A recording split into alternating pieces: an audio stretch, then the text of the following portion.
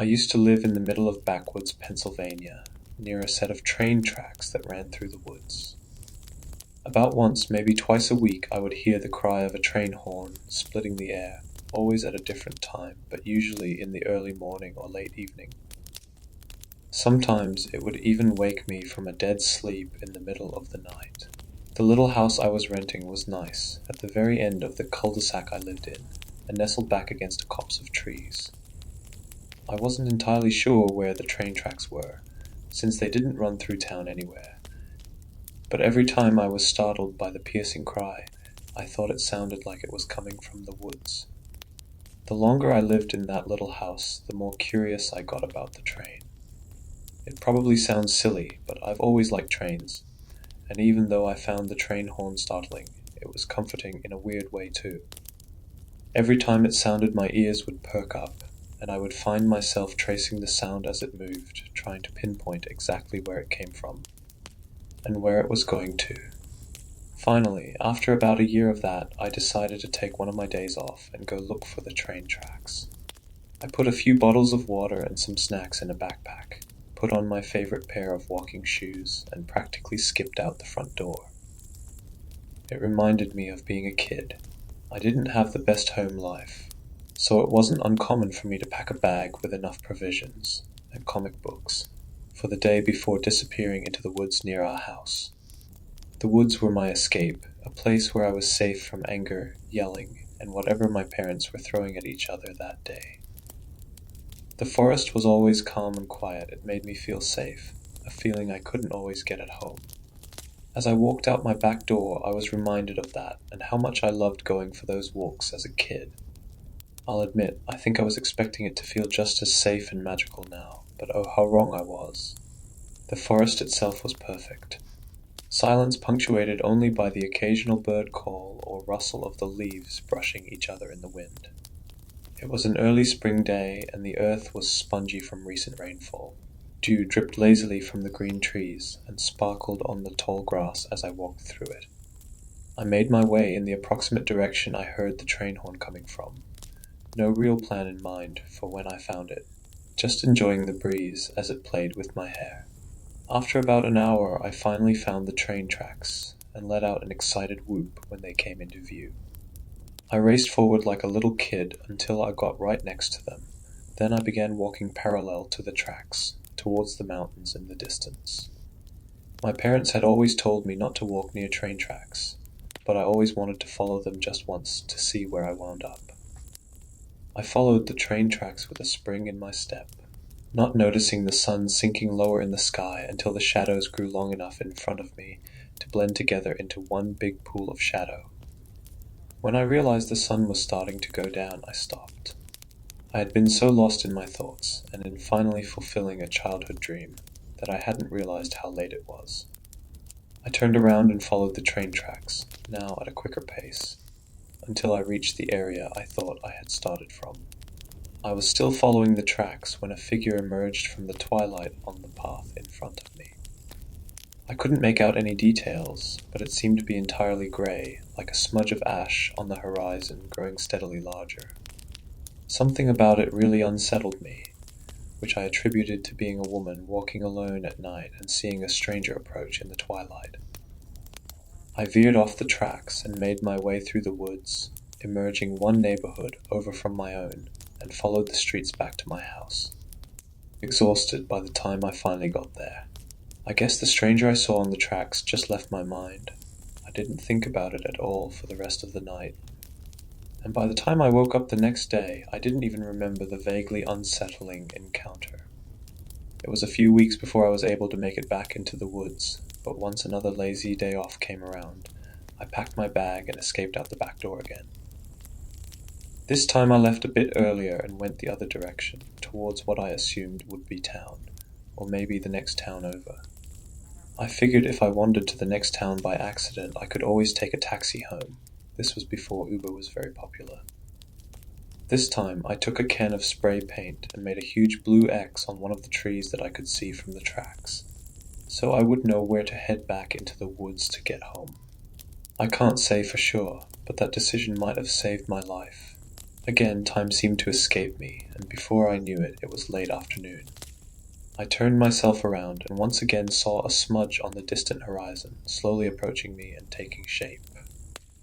This time there was enough light that I assumed it would be fine, probably just another person wandering the train tracks to fill their empty Sunday afternoon. I kept walking, studying the trees surrounding the tracks on either side, and admiring the giant purple mountains in front of me.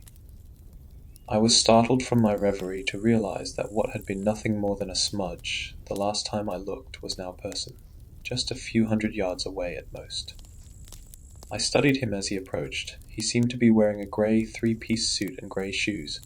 His hair was grey too.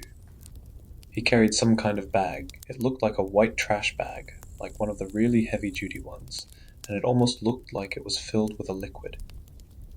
It heaved and sagged, even though he carried it with such ease it could have been full of helium. I'll admit, I didn't find him terrifying at first. It was a lovely afternoon, I was enjoying myself, and I've always been a really friendly person. So I was actually kind of excited that I might get to meet one of my neighbors out on my little walk. But when we were close enough for me to greet him, I felt a wave of nausea wash over me. It was like all my senses shut down, and the only thing I was left with was this awful feeling of complete and total revulsion. Despite my vision going grey around the edges, I forced myself to keep walking, to get past the mystery person and closer to home. When we were right next to each other, all my senses returned to normal, and I noticed with a pang of fear and concern that even the man's skin was an ashy shade of grey. He continued to face forward, but his face seemed to melt and twist in my direction. All the features remained clear, but it was like the skin behind his face was melting, allowing the face itself to slip in my direction. He smiled at me, flashing grey teeth and the corner of a grey tongue peeking out of his mouth. Then he passed me, and I took a huge gulp of air, trying to calm my rioting stomach and nerves. Despite how badly I wanted to collapse to the earth and sob from whatever the hell that was, I forced myself to keep walking. Now more than ever I just wanted to get home. After a few more minutes of walking, I managed to convince myself I had just imagined it. Or maybe the man had some kind of medical condition, and I was being unfair to judge him so harshly. As I successfully guilt-tripped myself into brushing off the weirdness, I noticed something on the horizon. A grey smudge that seemed to be getting closer to me. I debated it for a moment, then allowed myself to stop and turn around. There was nothing behind me, no traces of the strange grey man. I turned back around, and somehow he had managed to clear almost all the distance between us in the time it took me to turn around and back. I forced myself to keep walking, insisting to my now terrified brain that it was a coincidence, or I had spaced out for longer than I realized. As I got closer to the man, I forced a smile onto my own face, and with every ounce of courage I had asked, "Hey there! Didn't we just see each other?"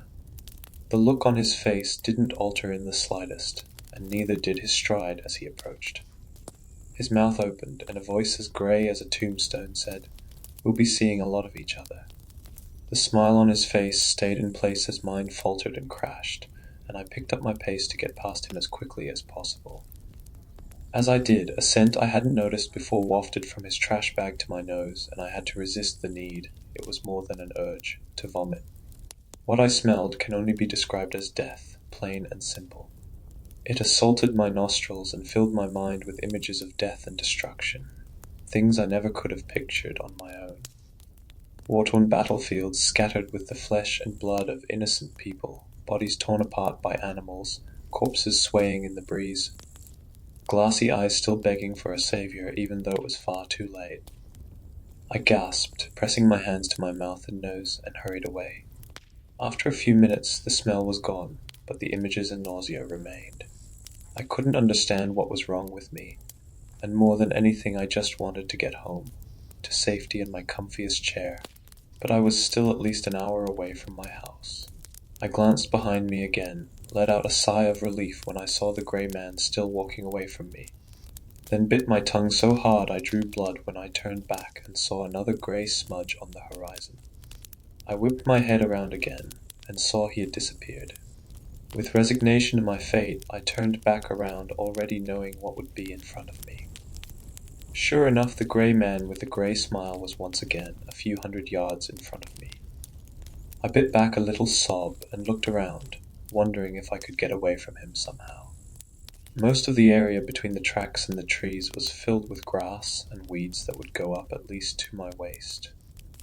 I would have been fine with that, except I'm terrified of ticks, and didn't want to risk taking one home with me. As the stranger approached in the distance, I weighed my options: pass the creepy old guy again, or risk getting a parasite. It was a hard choice, but I finally took a deep breath and plunged into the tall grass.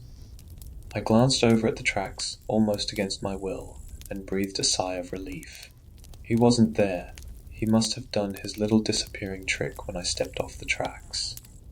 I smiled in relief and faced front again, my heart shattering into violent little shards in my chest as I jumped backwards and to the side.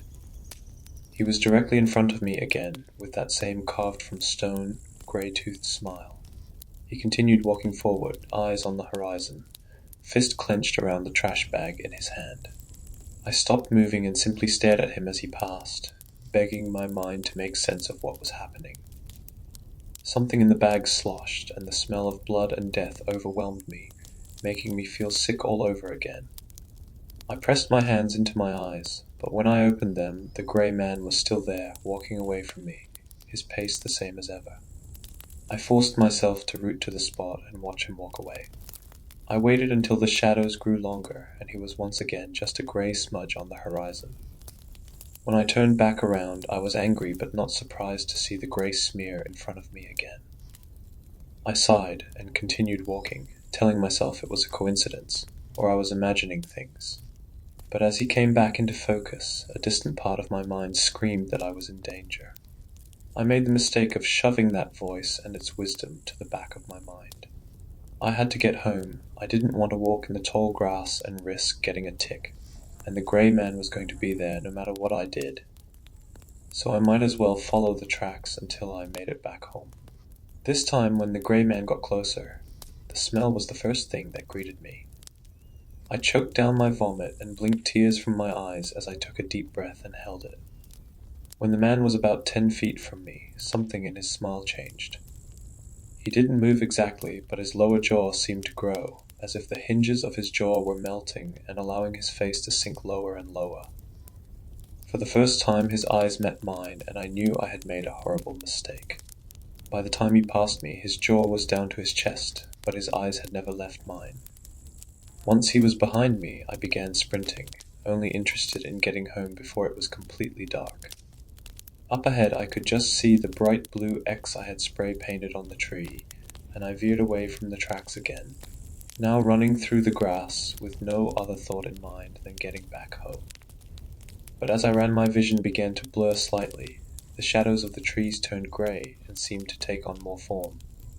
Something grey appeared right in front of the tree I had painted on, slowly morphing into a grey man walking towards me, trash bag swinging from his hand. I halted, waited until he was a few feet from me, then bolted to the side into the tree line. I crashed through the trees wildly, paying attention to nothing except the grey smudges that would appear in front of me, taking shape into the man more rapidly each time. By the time I saw my house in the distance, the grey man was practically running alongside me, smile still carved into his face, bag still swinging in his hand. Liquid and whatever else it contained sloshing around inside. I made it inside and locked the doors and windows, but outside I could still see the two pale shadows lurking, taking on the form of a man before disappearing again. I left Pennsylvania not long after that. It lost all its charm for me. But when I lay down in bed at night, all I can see when I close my eyes is the grey man, off in the distance. He gets closer every night, and I know someday he'll catch me.